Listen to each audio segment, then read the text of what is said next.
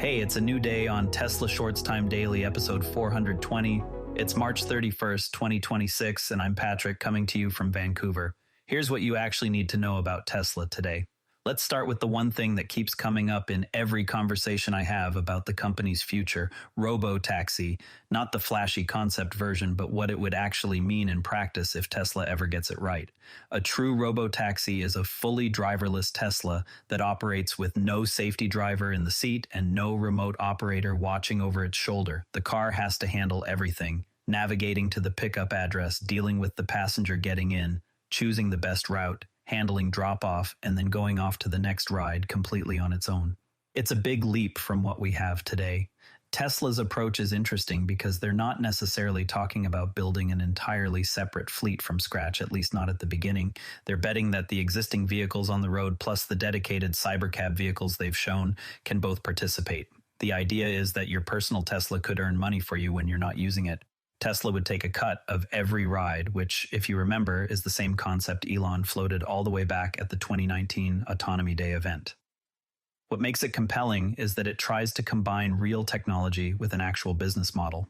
Instead of just selling cars, Tesla wants those cars to become revenue-generating assets that keep working long after they've been paid for. That's the high-level dream anyway, but turning that dream into something that works reliably in messy real-world cities is where things get a lot more complicated and interesting.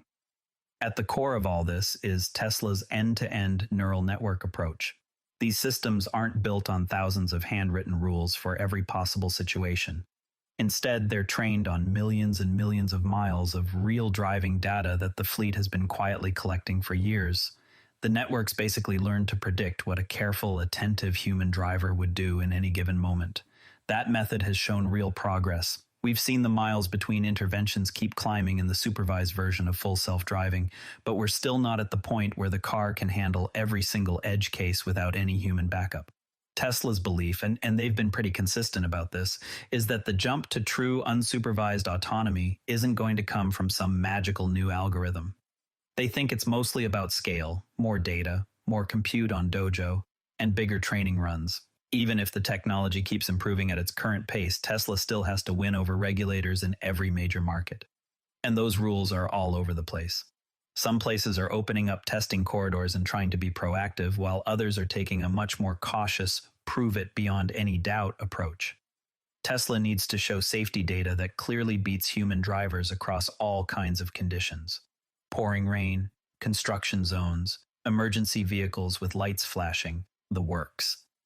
That regulatory piece is really the gatekeeper here. You can have the best technology in the world, but if you can't get the commercial permits to operate driverless at scale, the whole thing stays in a very expensive testing phase. It's going to take time, and it's going to require a mountain of real-world data that only a company with Tesla's fleet size can realistically gather.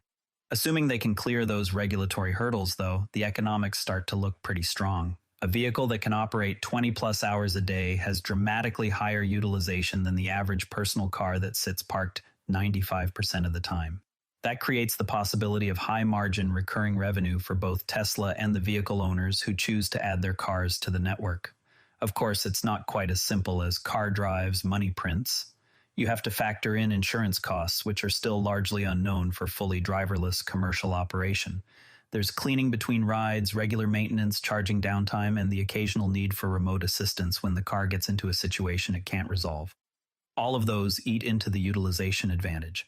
One of Tesla's big advantages in this economic equation is their pure vision approach. By avoiding expensive radar and LiDAR sensors, the cost per vehicle stays much lower. When you're trying to scale to hundreds of thousands or eventually millions of robo-taxis, that cost difference becomes huge. It's an elegant bet, but it has to prove itself against companies taking a more traditional multi-sensor approach. So, what would this actually mean for regular people just trying to get around every day? The promise is pretty attractive: cheaper, more convenient transportation without needing to own and maintain your own car. You pull out your phone, request a ride, and a clean Tesla shows up. For people who already own a Tesla, there's the added bonus of potentially earning money from the car while they're at work or sleeping. If it works at scale, it could meaningfully reduce the number of cars sitting idle in driveways and parking lots across cities. Transportation could cost less than today's taxis or even some rideshare options, especially during off-peak hours. But we're still left with some big unknowns. How quickly will unsupervised full self-driving actually close the remaining performance gaps? How fast will different countries and cities approve commercial operations? And will customers actually feel comfortable climbing into a completely empty vehicle? Those questions around pace, trust, and regional competition are going to decide whether robotaxi becomes a meaningful part of Tesla's business in the next few years, or remains mostly an ambitious vision for longer than people expect. One challenge that keeps coming up in these discussions is the gap between the supervised driving assistance we have right now and true unsupervised operation. Progress has been steady. I think most people following closely would acknowledge that, but that final stretch to full autonomy without any human fallback is proving stubborn. We're still seeing issues in certain weather conditions, complex construction zones, and situations involving unpredictable human behavior. These edge cases require more data and more refinement. Regulators aren't going to hand out broad commercial licenses until the safety numbers are convincingly better than humans across the board. Then there are the operational realities that don't get talked about as much. Maintenance schedules, keeping the cars clean between rides, managing charging, all of that has to be solved at scale. Insurance pricing for driverless vehicles is still developing, and early policies might be more expensive than optimists are hoping. Tesla's pure vision bet is technically elegant, but it still has to prove itself against companies using multiple types of sensors as a safety net. These are all legitimate hurdles. At the same time, Tesla has shown an impressive ability to iterate quickly using real-world data from their massive fleet. That data advantage is hard for newcomers to match. Success here will come down to closing the remaining performance gaps while simultaneously building real regulatory confidence in multiple markets at once. It's also worth remembering that the entire robo-taxi concept sits at the center of many of Tesla's other big technological bets. The same vision-only neural nets that are already in consumer vehicles are the foundation. The Dojo supercomputer that trains these models serves both personal full self-driving and the commercial autonomy project. Every mile driven by customer cars improves the models that would eventually power a robo-taxi network. Getting unsupervised reliability right could influence everything from how Tesla thinks about energy storage demand to future vehicle design priorities. The revenue model of shared utilization also ties directly into the company's long-term financial strategy. When you see how all these pieces connect, it makes more sense why Tesla continues to pour so much investment and engineering talent into this direction, even when it draws criticism for moving slower than some hoped. Before we wrap up, it's worth keeping an eye on how regulatory conversations evolve in key markets over the next few weeks and months.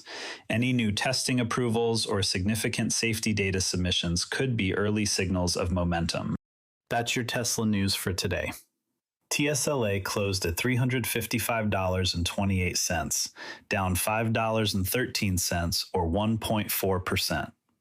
If you found this useful, a rating or review on Apple Podcasts or Spotify really does help new listeners find the show. You can also find us on X at Tesla Shorts Time. I'm Patrick in Vancouver. Thanks for listening, and I'll talk to you tomorrow. This podcast is curated by Patrick, but generated using AI voice synthesis of my voice using ElevenLabs. The primary reason to do this is I unfortunately don't have the time to be consistent with generating all the content and wanted to focus on creating consistent and regular episodes for all the themes that I enjoy, and I hope others do as well.